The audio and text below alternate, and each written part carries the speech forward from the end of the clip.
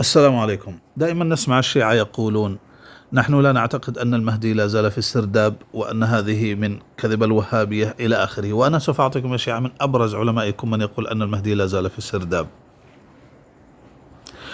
عن ابن طاووس رحمه الله أنه سمع سحرا في السرداب عن صاحب الأمر عليه السلام أنه يقول: اللهم إن شيعتنا خلقت من شعاع أنوارنا. سحرا في السرداب. شفتم؟ إذن يا شيعة، ابن طاووس في القرن السادس، يعني 600 سنة، والمهدي لا زال في سردابه النقي الطاهر. طيب،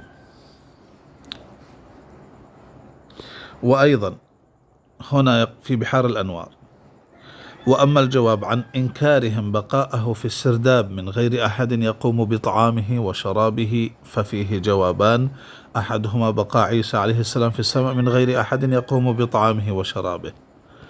شفتم يا شيعتنا؟ يعني يقول لك أن المهدي مثل عيسى، يأكل ويشرب في السرداب مثل ما أن عيسى يأكل ويشرب في السماء.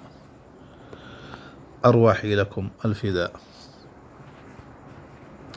وهنا أيضا يقول السيد حسن الصدر: ولما أنزل في سرداب بقعته ليوضع في لحده، كان الحاج ملازمان المازندراني واقفا على باب السرداب إلى جنبي، فقال لي: الله أكبر، وأخذته الرعدة. فقلت له: ما دهاك؟ فقال: هذا الحجة صاحب الزمان عليه الصلاة والسلام قد حضر وهو الآن في السرداب، فإني أعرف رائحته المباركة. السيد حسن الصدر يعني 1200 سنة وهو في السرداب.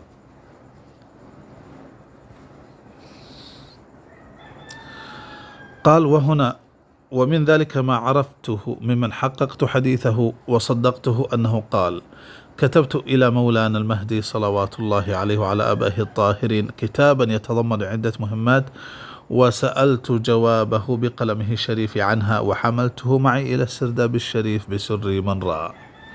يعني كان يكتب الرسائل ويدوها إلى سرداب سامراء علشان يأتي المهدي ويأخذها. أرواحي له الفداء. وهذا أيضا في بحار الظلمات. أيضا يا شيعتنا الأقداس، قال: فلما دخلت المشهد وزرت الآئمة عليهم السلام نزلت السرداب. هذه قصة طويلة. وفي الأخير يقول: فقال: أفلحت يا إسماعيل، فتعجبت من معرفته باسمي، فقلت: أفلحنا وأفلحتم إن شاء الله. فقال: هذا هو الإمام، يعني المهدي عج، وهو في السرداب كما قلت لكم. وأيضا في بحار الأنوار: وامضي إلى السرداب فزر صاحب الأمر صلوات الله عليه.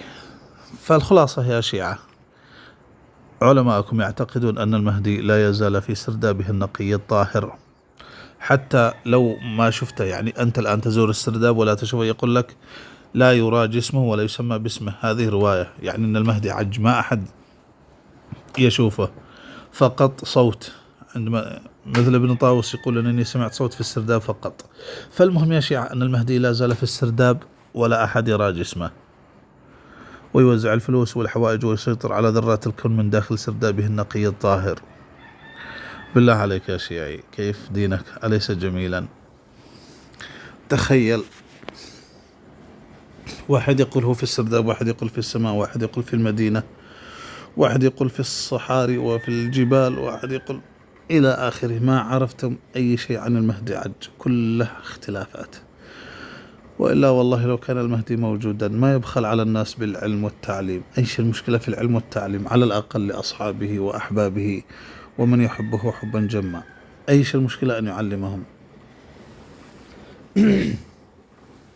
لا داعي للغيبة يا شيعة إذا كان الأمر بينك وبين المهدي، لأنكم أحباب. ليش يغيب عنك؟ لماذا النبي صلى الله عليه وسلم كان يلتقي بأصحابه في الدعوة السرية ثم انتقل إلى الدعوة الجهرية؟ كل الناس إلا المهدي عجل الله فرجه الشريف لا يعلم لا أصحابه ولا أعداءه. كاتم العلم، حتى أن جبريل لا زال ينزل عليه لحد الآن، ومع ذلك لا يبلغ رسالات الله. أرواحي لكم الفداء يا شيعتنا الأقداس.